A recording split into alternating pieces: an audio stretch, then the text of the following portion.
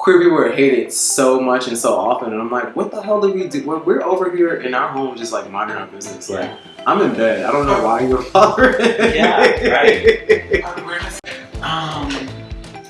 Sorry, let me just, they both got here at this time. Jesus. Sorry, camera people that are editing this. So extra footage. Am I looking at your camera? My name is Devin-Norelle. I identify as androgynous non-binary. My pronouns are Z, Zim, and Ziz. That's he, him, and his with a Z, in case anyone's confused.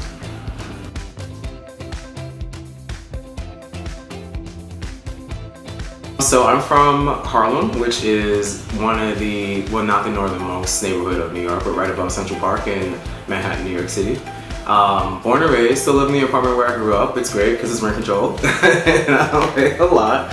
Growing up was really interesting because I grew up in a Catholic household, Catholic black household, also Catholic Filipino household. Went to school, to a Catholic school in Greenwich Village, which is like gay mecca of New York City, right? So we have Pride every year. I was walking down the street to school in school uniforms, school skirts, and watching men and women kissing and holding hands while also being told when I get to class that these things are wrong. And also being confused by it because, you know, because it was so public, I'm like, well, this must be okay.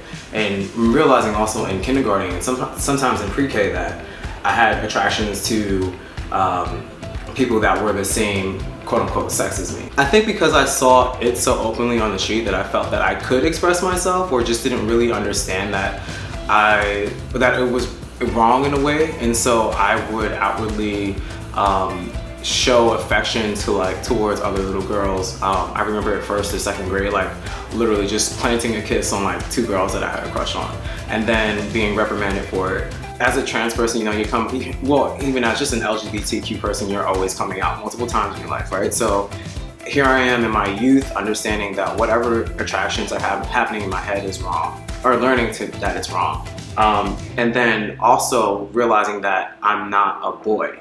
So imagine walking down the street and you're just minding your business, just walking, and then like your mom like smacks you across the head or like on your butt and it's like, stop walking like a boy, and you're just like, but I am. You know, you're like, what's wrong? What's going on here? Like, I don't understand what you're saying. And then that's kind of how you learn that you are not who you think you are, and that you need to conform to what your parents want you to be and or the rest of society.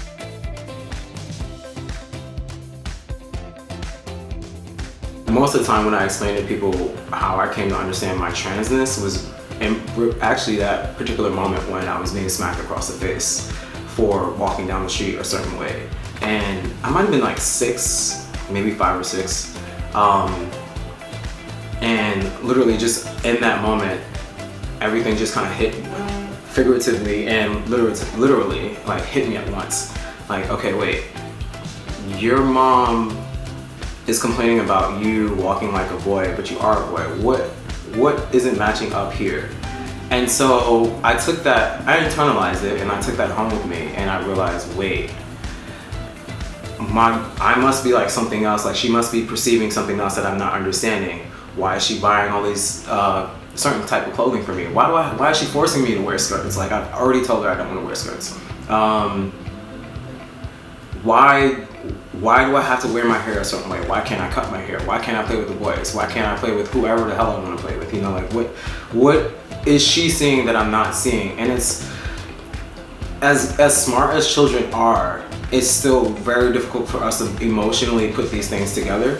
And so I think it was through physical abuse that I had to figure these things out, because if I didn't stop, then I would just continue to be physically abused, right? So if I continue walking down the street, quote unquote, like a boy, I would just continue to get smacked. There was another time when I was walking with my mom again, of course, and dribbling a basketball. And I think I was 7 at this time. And 2 girls were walking towards us, going in the opposite direction.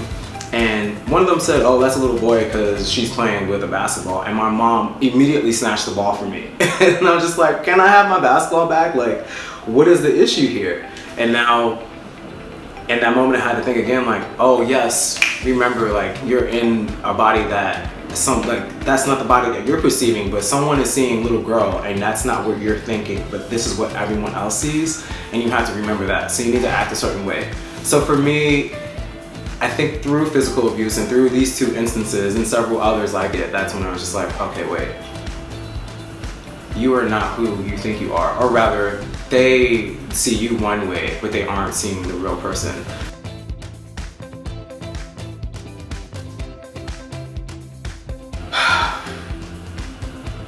You know, I was trying to figure out this question earlier and I didn't have an answer. I really just think it's that so many people in their hearts believe that not just that trans people don't exist, but that like queerness is made up. And as I say this, I'm thinking of like Moscow.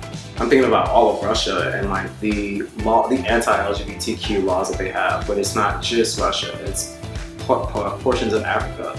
The things that are happening here in the US today, like why we or really ACLU and Chase are fighting to legalize transness, right? But it's like, why are we up for debate?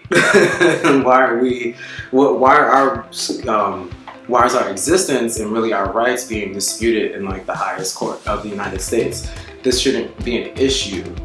We're human, so we deserve all the rights that every other human person deserves. But I think a lot of this, and this is maybe something I summed on earlier, a lot of this is based on the fact that some people don't know a queer person personally, or they do and they just haven't taken the time to actually get to know them. And so they have all these erroneous ideas about what queer people are and how they exist, and then discriminate.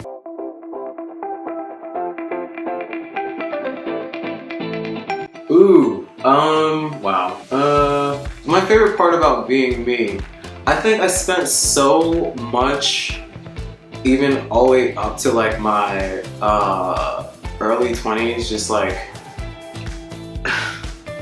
being the most reserved, conservative person I have ever known.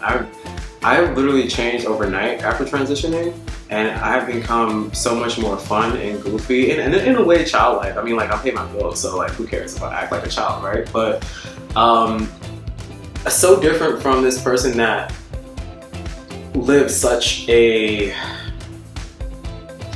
again, like such a reserved lifestyle. I hate the word lifestyle. Reserved way of life in terms of, I need this type of job, I need to be making this amount of money, I need these types of friends to get ahead in life, I need to present myself a certain way. I'm never going to be able to transition because, damn it, I lost my train of thinking. I'm never going to be able to transition because that's not a way to be presentable to any other person, even if regardless if I was cis-perceived or not.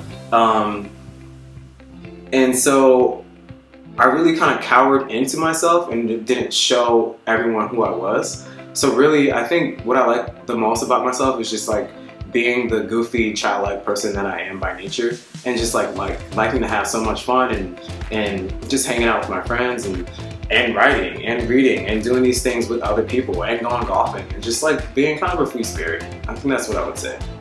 I love myself now. It's turn myself over in my head, but it's great. Can't complain. Okay, last thing. Look right into the camera. Sure. My name is Devin-Norelle, and this is my video out. And this is my video out? Okay. Hi, I'm Devin-Norelle, and this is my video out. Yes.